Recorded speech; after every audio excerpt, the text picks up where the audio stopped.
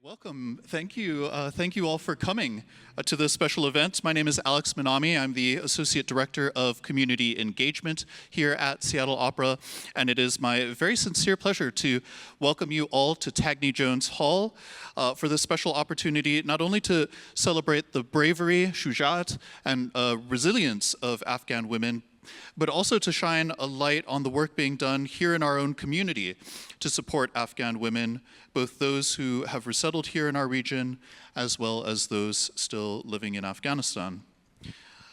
Before we do that, however, I would like to take a brief moment to acknowledge that we are gathered on the ancestral homeland of the Coast Salish peoples.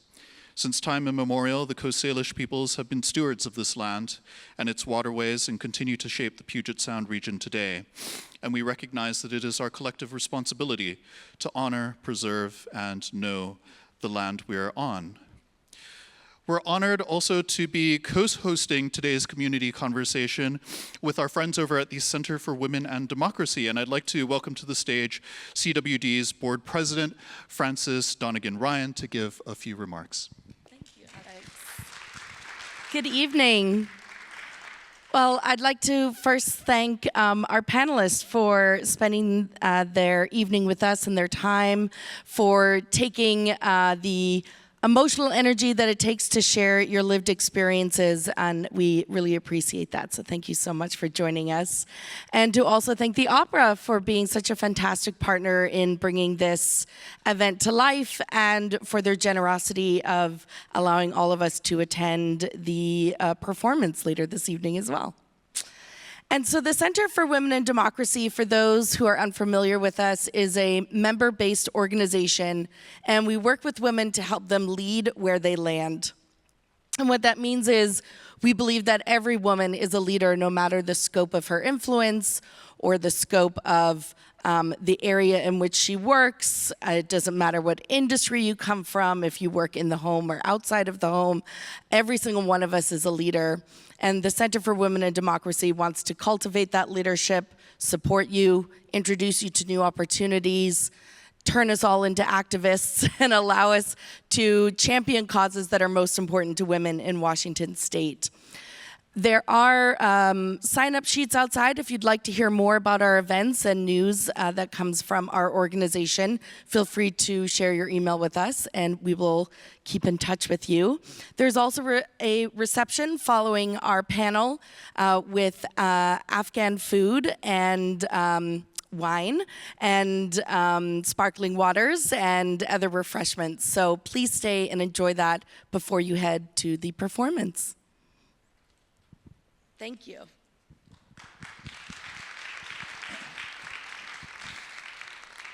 All right, thank you, Frances. And now I'd like to briefly introduce our panelists on today's conversation in no particular order. I'm kind of jumping around here, but so maybe when I call your names, you could raise your hand. First off is Shagufa Amini. She serves as program manager for Sahar Education, which has remained committed to finding alternative ways to educate girls and women despite the Taliban's recent ban on secondary and higher education for girls and women. A native of Mazar-e-Sharif, Afghanistan, Shagufa's own childhood education was interrupted in 1996 due to the ascendancy of the Taliban, but she nevertheless went on to graduate with honors in international relations from Regis College in Massachusetts in 2016 and earn her master's degree in global health from the University of Washington in 2021. Shagufa is also a poet, contributing poetry to the Afghan Women's Writing Project, and she volunteers as a community liaison with World Relief Western Washington to support Afghan families who have resettled in the Puget Sound region. Next, we have Mehnaz Korurian Eshetu. Mehnaz serves as Executive Director of the Refugee Women's Alliance, or REWA, which delivers bilingual and bicultural services to help clients gain English and job-related skills, find employment, maintain stability, and eventually thrive in their adoptive country. REWA operates from 10 sites in King County and is comprised of 150 staff members who speak 50 different languages and dialects, Many are refugees or immigrants themselves. Mehnaz is active in her community, serving as the council member of the KeyBank National CDB Advisory Council, as well as the Loan Committee Review member of the New Roots Fund and Loan Committee Review member of the Northwest Business Impact, which work to support businesses and entrepreneurs from refugee, immigrant, low-income, and other underserved communities. Next, we have Mingming Tung Edelman. She is the founder and executive director of the Refugee Artisan Initiative, or RAY. She is an immigrant from Taiwan and founded RAY in 2017 to partner with refugee and immigrant women for an inclusive transition to the US through skills training and small batch manufacturing. Previously, Mingming had been a clinical pharmacist for 25 years and is actively involved in her Chinese community. She is the founder of the Chinese American Citizens Alliance Seattle chapter. She received the 2022 Business Leadership Award from the International Examiner, the 2022 Be Bold Women Award, the 2021 King County MLK Community Service Award, the 2021 Heart of Sustainability Award from Sustainable Seattle, and the 2020 Healthcare Leadership Community Champion Award from the Puget Sound Business Journal. And lastly, I'd like to introduce our moderator for tonight's talk, Humaira Gilzai. Humaira is a writer, speaker, and Afghanistan cultural consultant. She is a sought-after cultural producer who has worked with notable professional theaters, authors, playwrights, and artists over a decade, utilizing her extensive knowledge of Afghan people, culture, religion, and history to bring authenticity to their creative work. Humaira focuses on projects that bring positive social change through our common humanity, because at the end of the day, we're all fighting for the same issues. Humaira and family immigrated to the United States in 1979 after the Russian invasion of Afghanistan. As a way to pay it forward, Humaira co-founded Afghan Friends Network and instituted the sister city relationship between Hayward, California, and Ghazni, Afghanistan, where she has done extensive work to improve education for girls, boys, and women. Thank you all so much for being here tonight, and thank you, Humaira, for leading today's conversation. Thank you, Alex. Well, happy International Women's Day to you all. Thank you so much for being here and sharing this special day with us. As an Afghan American, I'm afraid that I don't feel as festive about the day today because of the current state of Afghan women. Girls are not allowed to go to high school. Women are not allowed to leave their homes without a chaperone. They're not allowed to wear what they want to wear. They're not allowed to speak in public in a voice that they would like to use. They're not allowed to work. And the not working affects 11.3 million Afghan women.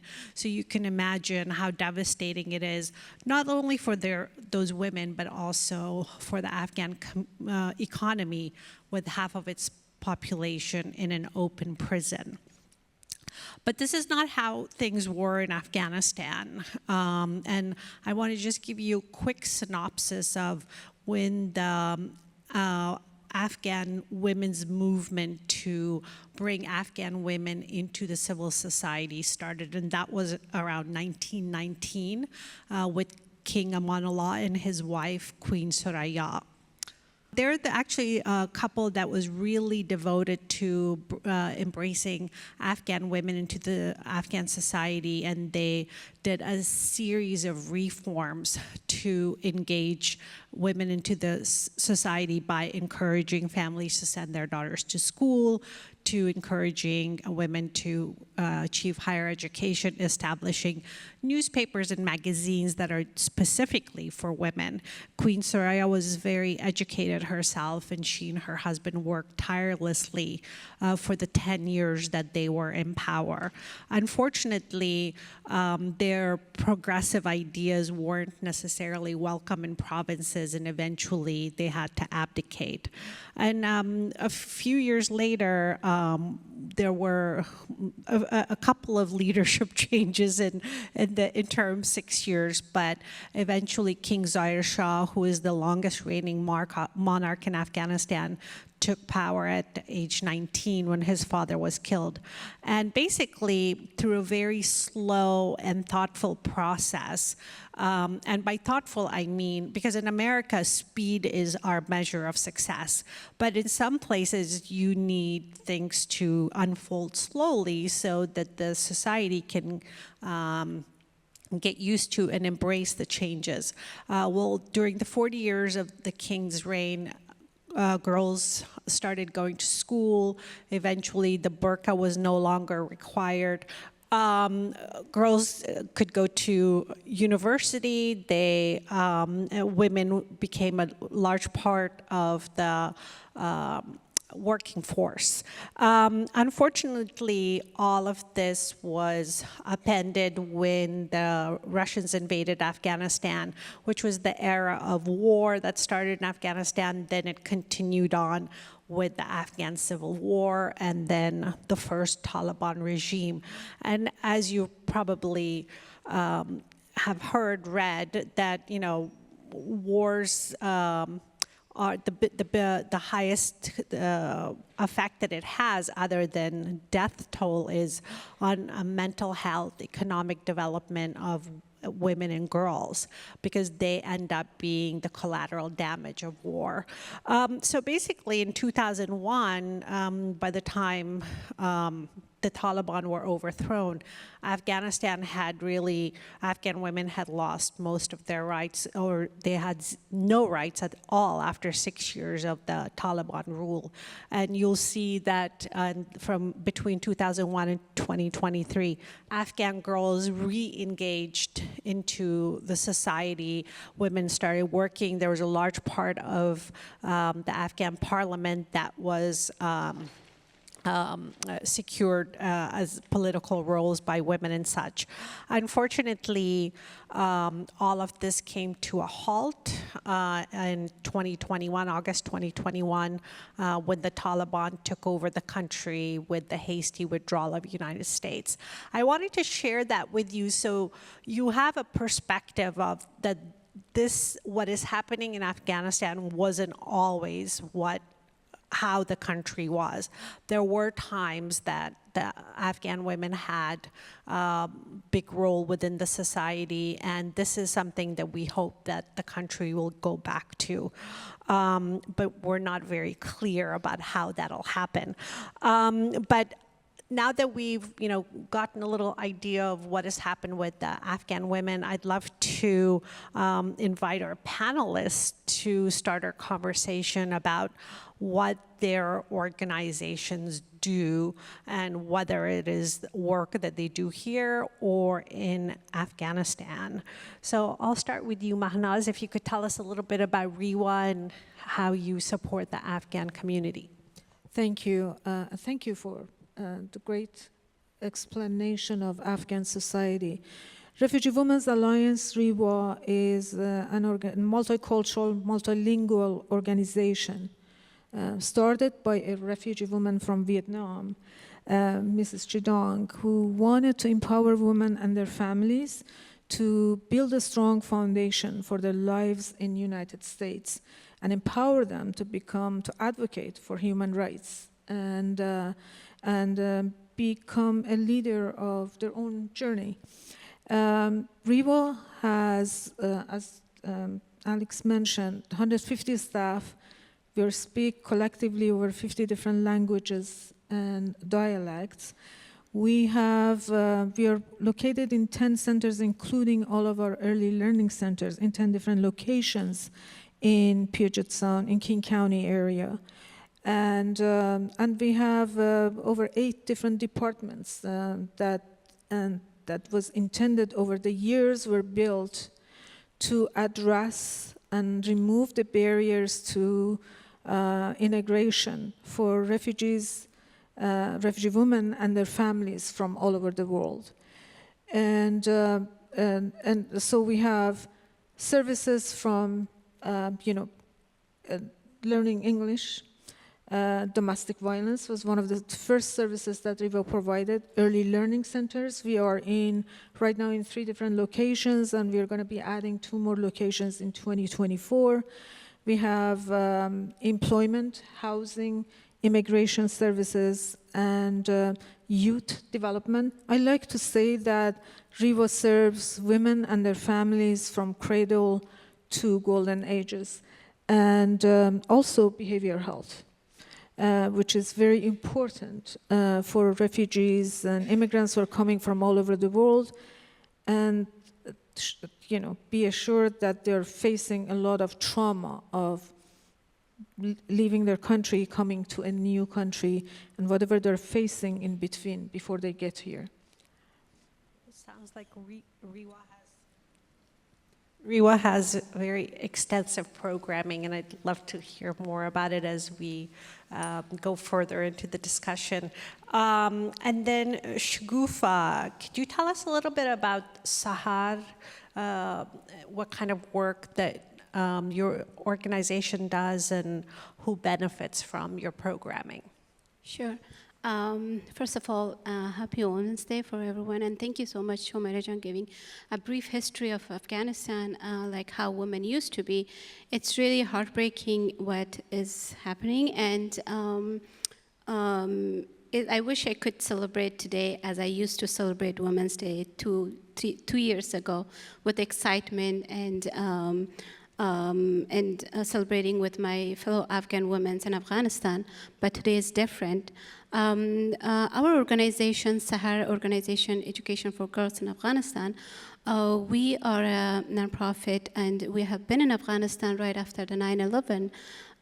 What we start doing there to try to build a school and repair a school for girls. Our work was mostly girls, and we had programs for early marriages, prevention of early marriages, and computer classes, coding classes, and vocational classes for women to be able to learn the skills and able to support themselves financially.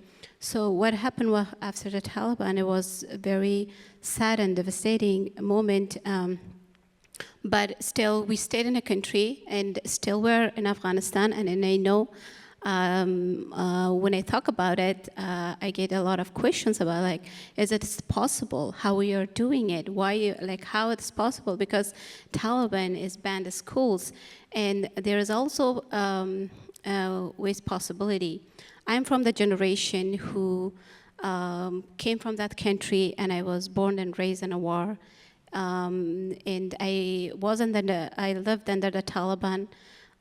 Unfortunately, my childhood and adulthood was spent during the Taliban, but the experience we had, and we're trying to not to give up on women's education. We're still working with the people on the ground, and this time our work is more organic way, like we're working with the grassroots organization, with people, and with contracting with the organization who are doing the work. So, and there are some private schools that are still functioning and running, and we're contracting with them, and we always make sure that their security and privacy keep that safe, and we're providing educational and also programs like women empowerment and health workshop, reproductive health to women. And of course, there's always comes with a risk, and there's a challenges. And these women that we're working with,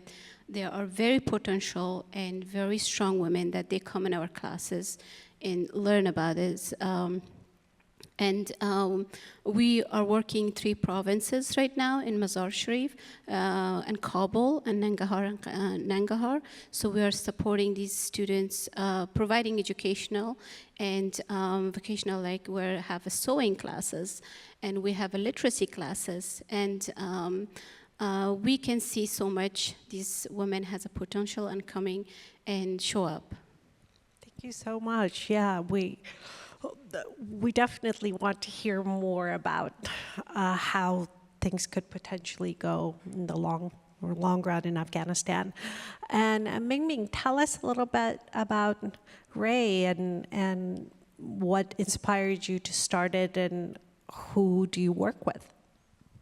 Thank you, and thank you again for the invitation. Well, I'm inspired to start a refugee arts initiative for 3 reasons.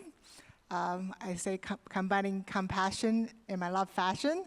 I was in healthcare as a pharmacist for 25 years, and I also love fashion. And my own upbringing, also the third factor, my grandmother was a home-based seamstress in a small village of Taiwan. She was able to raise my mom and my 2 uncles, making clothes for women in her neighborhood.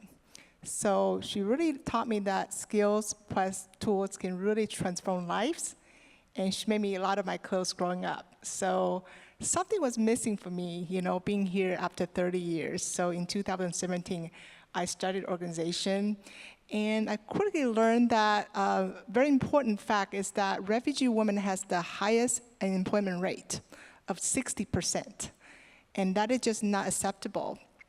And particularly, as we want to use sewing as a universal language to have these women start working, because no matter where you come from, if you come to Seattle from Burma, Ethiopia, Afghanistan, Vietnam, there's that common language of women knowing how to sew. When they come to our maker space, when they hear the sound of the sewing machine, when see the people doing sewing, there's that instant connection. It's almost like an unspoken united language. And for a lot of these women, especially of Afghan women, isolation is a really, really big problem, because once they get resettled, their children go to school, and husband go to work, and a lot of times they're left at home by themselves. So being able to come to our makerspace in Lake City, where we do training of sewing, we're also providing them work through partnership with companies, and also through work that we make for the community through fundraising. So these women can start earning their first paycheck in America, and some of them eventually buying their husband a better car. And in my 6 years there, we also have 2 people actually able to participate in purchasing their first home. So the economic power is really important. We see a very shy, a lot of Afghan women are really shy in the beginning, don't really say much, and just having a place for them feel safe, nurture, and able to use their skill quickly and earn their income and be flexible, still working from home. Many of them need to be at home with their children. So we get that. So creating a way to really celebrate, what they already come to America with, the skills, their resiliency, and they want to be useful. That's the most common thing I heard. I want to be useful. So why don't we not focus on their deficits of not knowing how to drive or not how to speak English and need childcare? Let's just knock those out, and creating a work model that works for them. So that's why I started. Well, one of the observations I made as these amazing women were talking about is that look at all these incredible immigrants and what they're doing. Like, what are they bringing into our society? They're entrepreneurs and civil society workers and fashion-inspired social entrepreneurs. So I hope that we recognize the importance of immigrants in our community and how much skill and knowledge and know-how they bring to enrich our lives. So I'm very honored to be here with all of you. So Shagufa, could you give us a background of what happened in Afghanistan in August of 2021? It actually started a few months before August. And why are there so many immigrants resettling in the US? If you could just give us a quick synopsis of why everybody is leaving Afghanistan. Throughout the history, Afghanistan is a country that has faced war like 40 years and is geographically in a location that where has always been a war and grabbed attention. But sadly, always people, and especially women, has to pay the price for that. sadly, what happened, I mean, the history, like, when I came to story, just a brief, when I came to United States, I always tell my story, how I came to, what happened when the Taliban came first time in Afghanistan. And I always thought like this story will never repeat itself again. And I always thought the story, my story, will be the unique and only, and will never, any woman, any young girls will experience this ever again. But it was hard to see and accept devastating on August 2021, what happened. It was like far from reality. And for people, they were shocked what happened. And as your questions, like why people are living, because of the fear they had and the experience they had previous Taliban time. And I know why people don't want to stay there.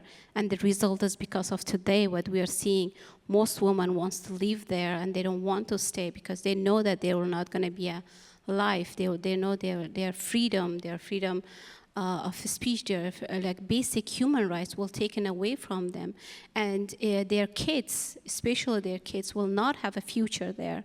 And that's like most of the parents did the sacrifices to coming to the United States or other countries just for their kids to have a better future. And it's not for easy anyone to leave the country, and no one leaves home by choice. So that was hard to see. That what happened in Afghanistan at the same time, leaving home, a lot of people, like immigrants, came to settle in Afghanistan. In the United States, it's just trying to find a place to call home and find a peaceful future for their kids. Thank you so much.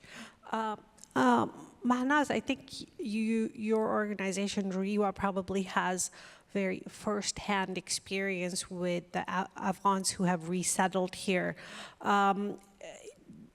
Do you know who are the people that are coming and settling in Seattle, and what is their connection to the U.S., and what are you finding? Are they individuals, families? You know, what state are they coming in here with? Thank you for asking. The state of Washington is one of the usually ranks between second and five within all the states in the United States to accept refugees and immigrants. In 2021, towards the end of 2021, we heard that that Taliban has taken over and Afghans are coming to the United States. And so we structure ourselves at REWA. We are flexible enough because we are thriving to serve refugees from all over the world. So we started hiring from Afghan communities. We started participating in community events with many organizations, including Sahar, and Afghan community has been also very active. So we usually don't resettle. We work with refugees and immigrants after the first 3 months that they come to United States, but because we were receiving so many refugees and the state was desperate, we also served as a resettlement agency. So for a few months, we resettled Afghan families, usually larger families. People and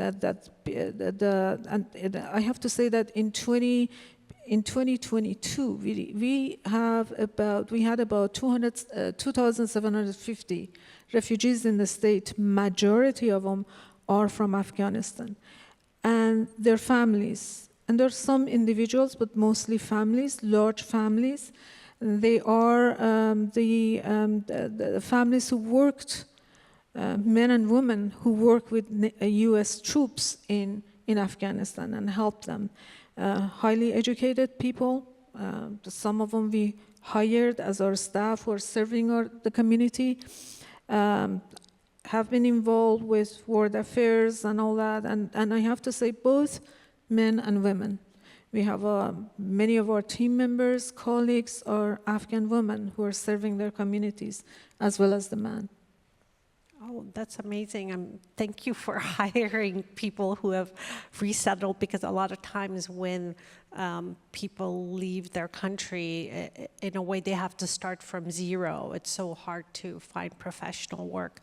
What are some immediate and pressing issues that REWA has addressed with the Afghan families that have arrived here?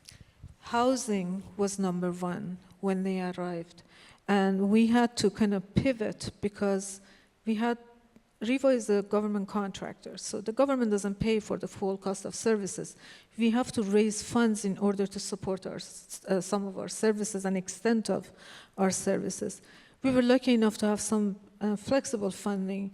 We immediately partnered with a couple of affordable housing developers and subleased 25 apartments, and following that, additional 15 apartments to support the refugee families, the Afghan families who are coming. The immediate needs was housing and secondly, employment. We noticed that some Afghan families who are coming, parents, and they're coming with their parents and their families, and some ladies don't speak fluent English, so English classes was important. Immigration and naturalization is very important because a lot of them didn't have any status. So our immigration office has been really busy and still continues to be busy. We had to hire 2 additional attorneys and add one more BIA accredited staff to serve the needs of Afghan refugees. And of course, behavioral health. We see a lot of trauma, all that they have experienced in Afghanistan because of the cruelty of the Taliban. So we see quite a bit of need for behavioral health, social emotional support, getting used to the system in the United States. And you can't really put your finger on one and say this is the issue, because it's really a gamut of issues that refugee families are facing. And Afghan refugees are no different than other refugees, right? Yeah, absolutely. When my family immigrated here in 1979 after the Russian invasion, there were no services like REWA's, and I'm sure that we would have really benefited a lot, especially on the mental health department. So Ming, could you tell us a little bit about what Ray does with Afghan women? It sounds like you have some amazing programming, and I'm sure everybody wants to learn about it. Just like REWA, we have a huge influx of women coming this past year. We grew from 14 women last year to we have now 25 artisans, almost all the ones we added are from Afghanistan, and plus 4 staff in-house doing cutting and training of other new artisans are all Afghan. So it's definitely a huge influx. And we also have a wait list. They can learn to put a virtual wait list of 76 women, and almost all of them from Afghanistan. So there's definitely, we can feel it. And one thing I have to say, in Afghan culture, I learned is that sewing is something that a lot of women know how to do. It's part of the passage before they get married. So for us, it's really, see the different levels of talents. I'm wearing this coat right now made from Farida.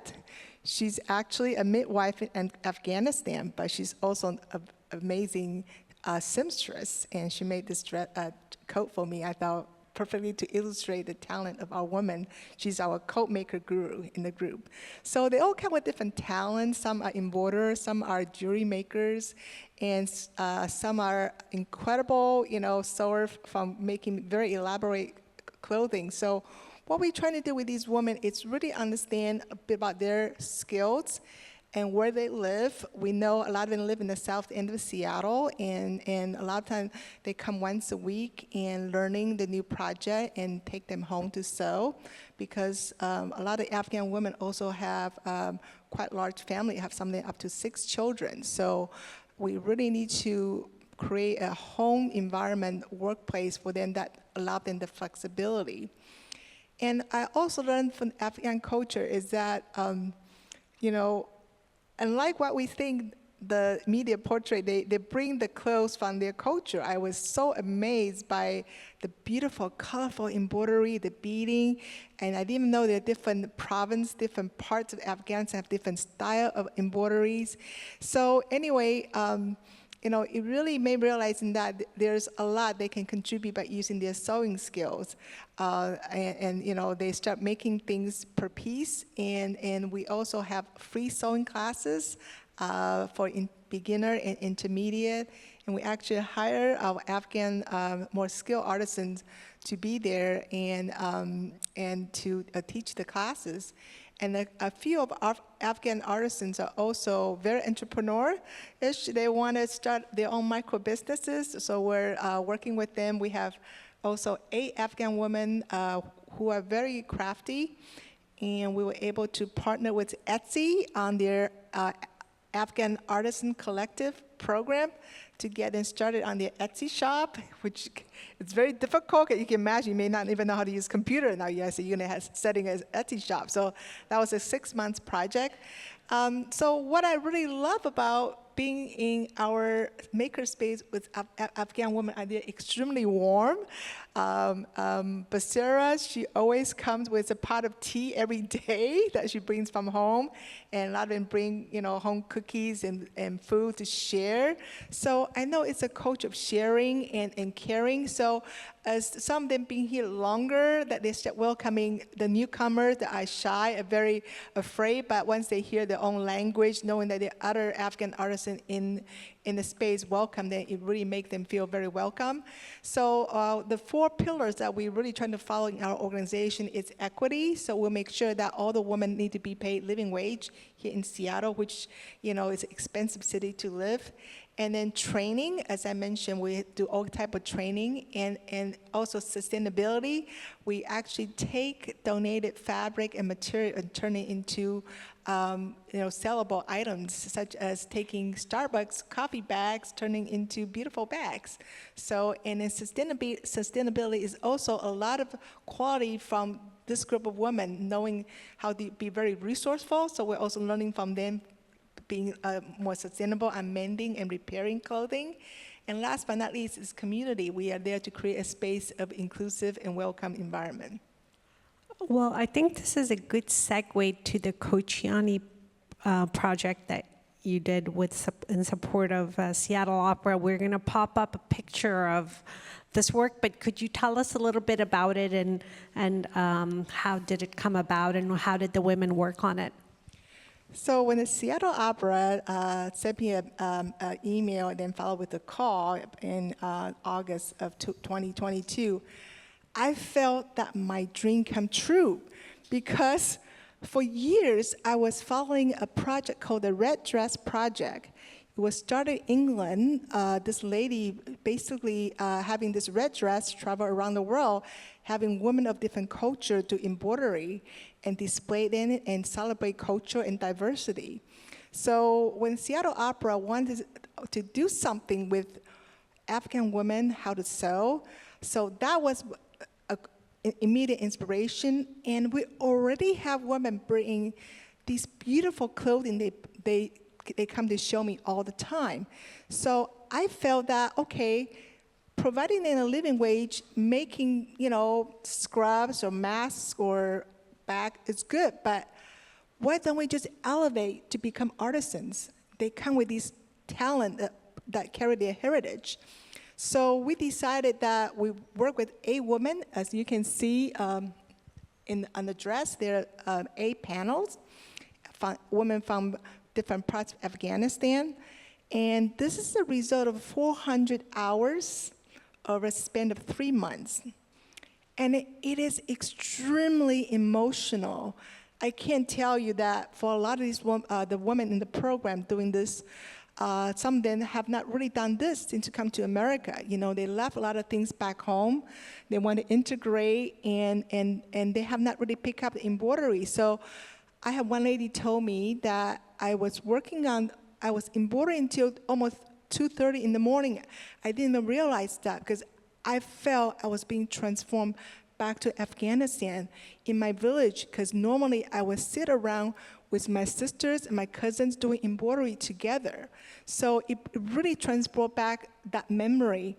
And for me, it's a way to really share their heritage, because oftentimes, like myself, coming to America, you left things behind, and because you want to integrate, and for some of them, they have not picking up the needle and do the embroidery until this project. So each of them have their own style. They actually design their own panel, and we work with them to assemble it together. And it really is a piece of art. I think, I want people to see that the Afghan woman that are hidden behind the abaya, the black dress, are beautiful, with beautiful creation that they make. And I want this piece to be able to travel beyond the Seattle Opera to really educate and let people see how talented, how rich, how diverse this culture is. So anyway, I'm very grateful to have this opportunity to work with Seattle Opera on this project. Thank you. Well, there goes my dream of wearing that dress. It's going to be, it's spectacular, and it's now in the lobby of the Opera Hall, which I'm sure you'll all walk by because you will go see the opera. But it also has a beautiful hat that's next to it. So when you are there to see 1,000 Splendid Suns, make a point of seeing this incredible dress. And so for you, Mahnaz, one of the things that I was really intrigued by with REWA is that you help families with integrated kids into schools and potentially college. And I really thought about like how much my parents would have appreciated and used that support when we were little, and we weren't that little, but they were navigating the whole system. Could you tell us a little bit about that and how the families react to it? Well, I think for every refugee family who comes to the United States, it is a challenge to get used to the systems, the American school system, and being from a different country, being new to this country. You're not probably speaking the language with the same accent, even if you look like others. So not knowing that if you don't participate and don't speak the language of your son's or daughter's teacher, they don't receive as much attention as you want them to be. So our youth development staff and colleagues, they work with the families. They work as a liaison between families and the schools. At the same time, we are having after-school programs, STEAM programs to help science, math, and education with science, math, and technology for their children. We also have established a post-secondary success program for the juniors and senior level high school students in Puget Sound who get the coaching and to be able to get to colleges, to the next level after graduating from high school.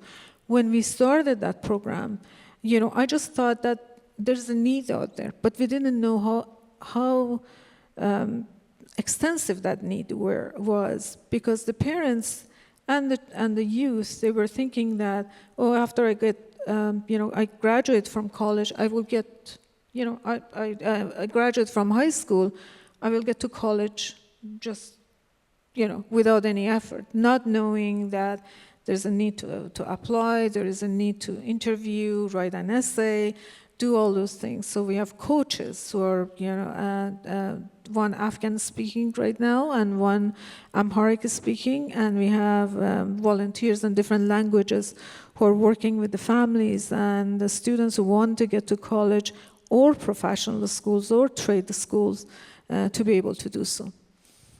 And that's so important because for a lot of the immigrant families, a lot of the sacrifices they've made is for the next generation. Exactly. So giving that support is so helpful and so important.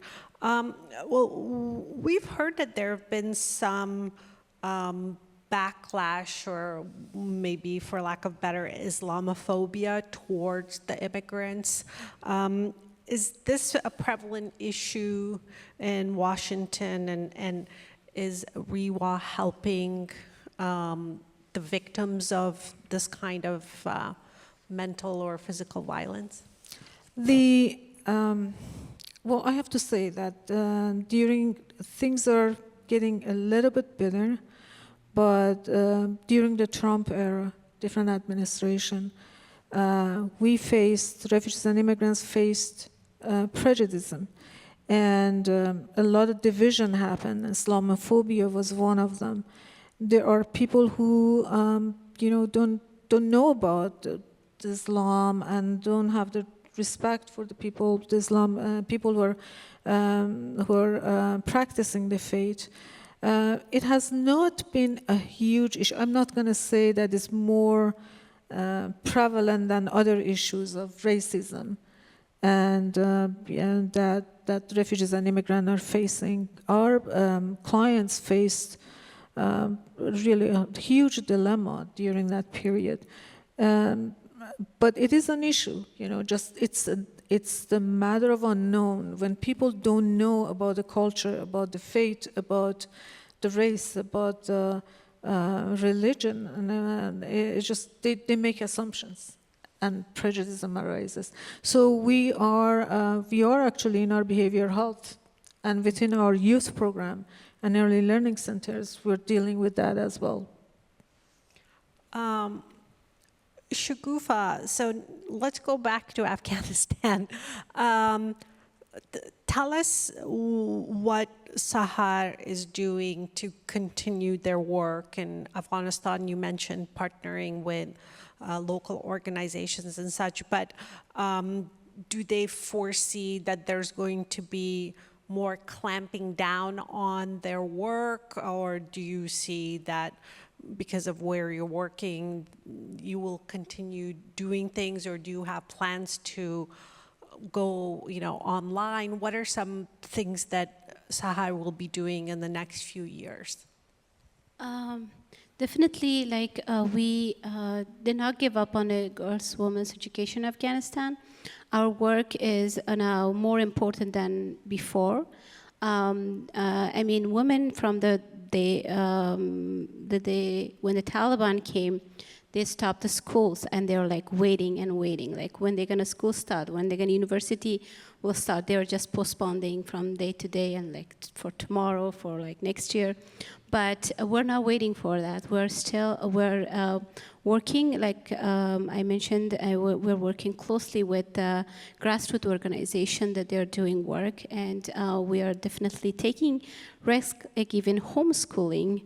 So that's something that we see how much education needs in the community, in the country, and how much women are willing to, they are so hunger for education, and they are so passionate. They want to learn, especially our students that we currently graduated, 40 students from our program, from the project, our project that we started after the Taliban. Believe it or not, these students, each one of them is very talented, as you can hear how Afghan women are talented. They each one students that we hear their stories and their dreams and hopes that they want to be a doctor, they want to be an engineer, they want to be an artist, and they want to be they have so much dreams, but they're all kept at home. And we're helping these future leaders, giving this opportunity of education and computer classes, coding classes. They're so talented. Even we had a very short period of project of 6 months of a computer project. Each one of our students, they are very learning very quickly. And definitely we are expanding our programs in the future, and supporting girls' school, and we had some challenges, like even starting our computer and coding classes, like with the officially, and then we saw some difficulties, and then we said, like, what we can do is homeschooling. We're going to take the education to home. If the girls cannot get out the school, get out of home, but we are taking the education the home to home, and they're very exciting. And we are this time our project is bigger. We're thinking almost like 100 students to 100 girls from 7th grades to 12th grades will be on our projects, but we will be there and supporting. And I believe strongly that the situation will not last longer like this, and the Taliban they have to change their policy when the school starts, when the universities are open. They should be prepared. So we're preparing these women for the future, and we will definitely be there and support them. And that's really important that that their education doesn't stop. So this question I'm going to ask Ming and Mahnaz. How did the Seattle community come to help with the influx of Afghan refugees for your organization? And what are some things that the community members here can do to support your organizations? So you can go ahead first, Mimi. Sure, thank you. We are also a 501c3 nonprofit, and our focus on training and workforce development, skill training, micro business development. So it takes time and people to really, it's no two people is alike. So it really needs to sit down and really know where they are, what the training need to be, and how they get set up, and for the machine they need. So one way you can do is through donation. And another thing is our women make things our community need 3 times a year. And in the springtime, our women will be making, basically in the winter, after they make fleece hats and neck warmers, there are these fleece remnants. And in the springtime, we keep those, and now they're turning into doggy toys and stuffed in doggy bags, beds that will be donated to shelters. So that's our Give Big campaign. It's coming up.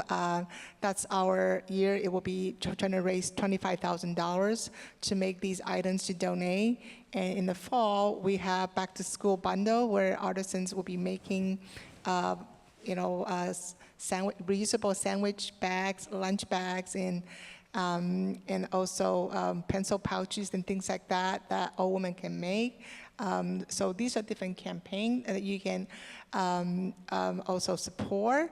And last but not least, we are the only fabric drop-off center outside Goodwill. If you have excess fabrics you want to donate, or notion, or threads, we're happy to have those as well.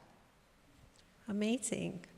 And Mahnaz, how did the Washington community members come out to support the Afghan refugees, and what can they do in the future to support your work?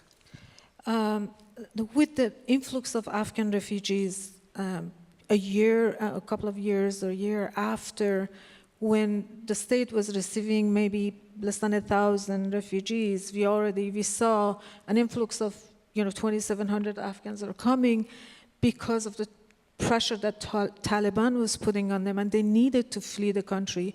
We have a strong Afghan community in Puget Sound. They have gotten together. We joined with faith-based organizations, resettlement agencies, organizations like REWA, the State Office of Refugees and Immigrant Services, and we were, through a lot of advocacy, we were able, and the support of the community members, the men and women who really volunteered their work so that they could move furniture, collected furniture, from one area to another and deliver it to the houses. We got our board members involved, that they brought in a lot of furnitures and a lot of volunteer work, a lot of financial and assistance as well. And we were able, through the advocacy, we were able to have the state contribute some funding to a resettlement of Afghan refugees to help with the services that we provide. But that funding is going away, and we are, like any other nonprofit, is supported, but not only the contracts that we are receiving, because it's not sufficient, but by the help of the communities.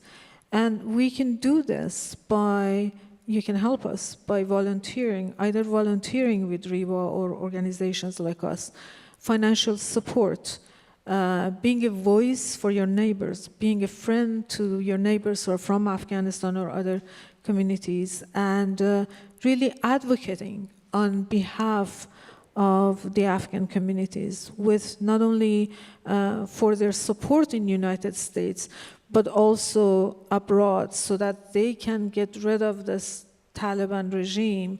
I think we need a lot of support in many stages and many aspects. Yes, I totally agree. The two-pronged approach of helping your community and then also not forgetting about the 40 million Afghans that are still in Afghanistan.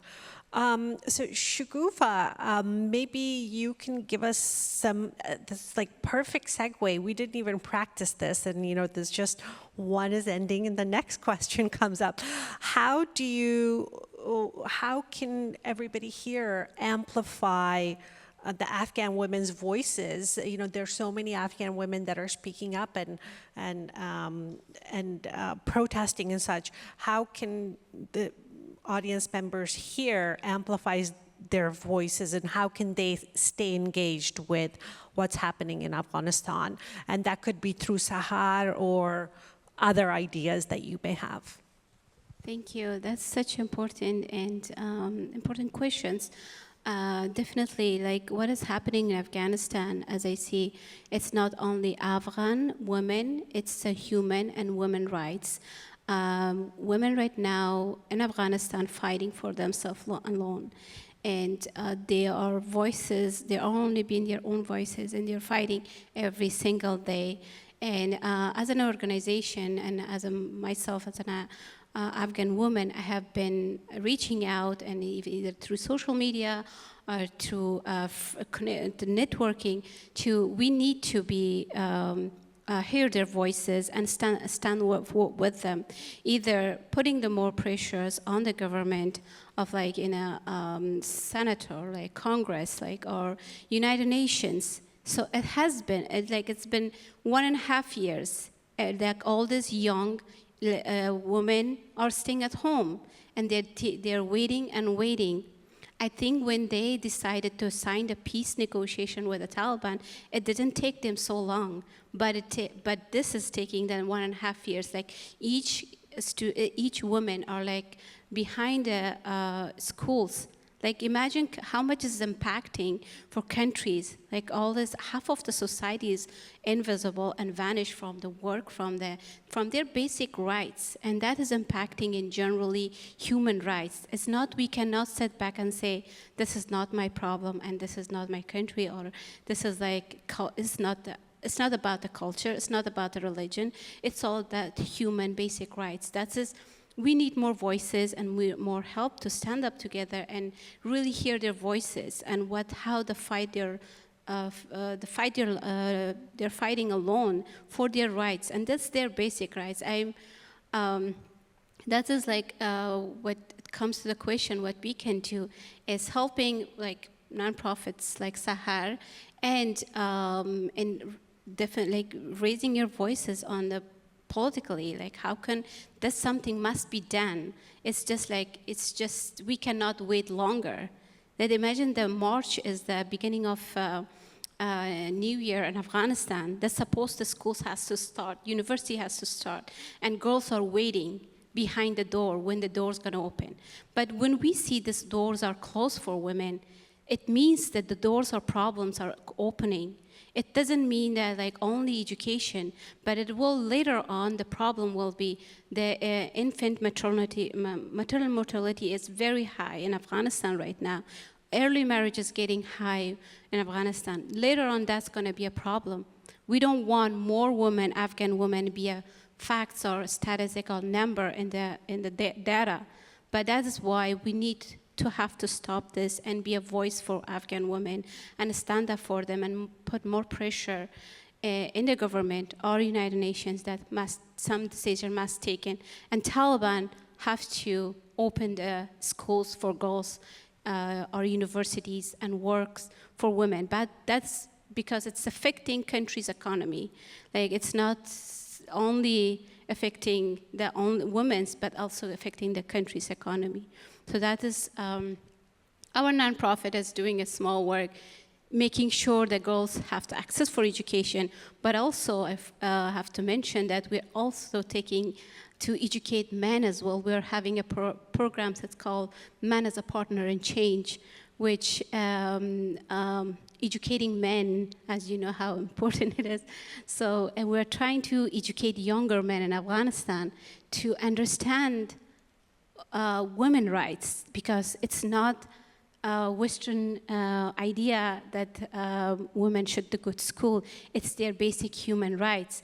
So we're planning to work with younger men in Afghanistan, understanding their rights as a man, and then what is the women's rights. So once they understand their rights, and then they will understand as a human, woman has a right to go to work, woman has a right to get an education, has a right to work. So if we're educating a woman, we're educating a community, and we are educating a country. So that is why we must to help Afghan women stand up for them. Thank you so much. In closing, it's amazing that today was really the first day that the Secretary General of the United Nations made a statement, and it said, "Stand up for Afghan women." And the United Nations called Afghanistan the world's most repressive country for women and girls. And to be honest with you, for all of us, that is very demoralizing that it's taken the United Nations this long to make a statement, considering the long history of the Taliban how within months they stripped away most of the rights of Afghan women. However, we are very proud of the Afghan women that are out there speaking up, whether they are protesting on the streets or they are going on social media, or Afghan male and female journalists who are speaking up. And one of the things that we ask is that don't turn your eyes away, don't turn your gaze away from what is happening in other parts of the world, because any oppression on human rights in other parts of the world is going to be like a virus that's going to go around and spread very quickly in other parts of the world as well. You guys have been such an amazing audience. We did talk a little longer than we expected, so we do have time for one or two questions if anybody has any. Yes, right here in the front. Oh, Alex I is have coming. The microphone here. This is a question for Mingming. I just wanted to know, where can people buy the things that are being made by your artisans? Yeah, we have a small presence. We do have our website called refugeesarts.org. It showcases some of the sustainable things that our women make. And also under Gifts for Good, because if you want to buy bulk, you get discount as well. So that's one way you can support, is to purchase item online.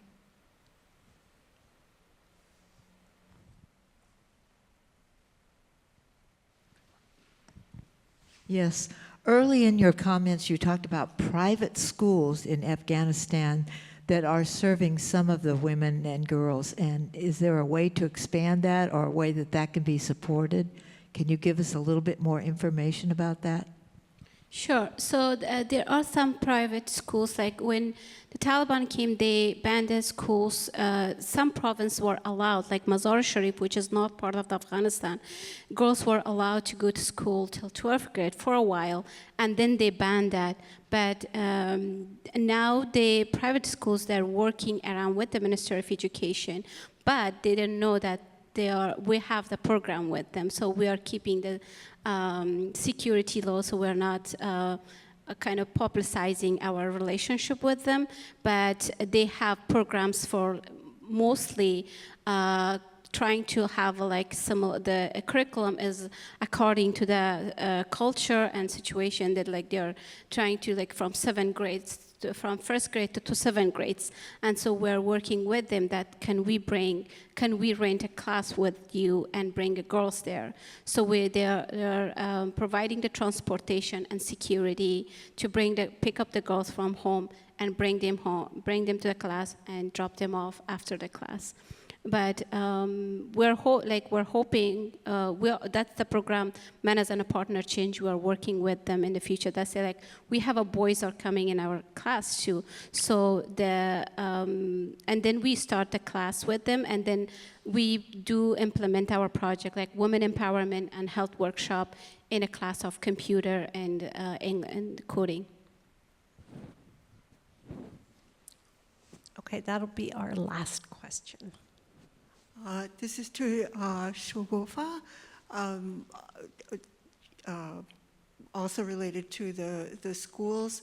Do you know if there's information about the Taliban's children and whether their daughters are educated, is particularly high level? Thank you. That's a good question. Yes. In the Taliban leaders, their families, their daughters are getting education outside of the country, mostly in Arabian country like Qatar or other in Arabistan, or like they're not putting their families in Afghanistan, and they're giving you might have heard the spokesperson of Taliban, they say like, oh yeah, I have a private teacher for my daughters and for my kids.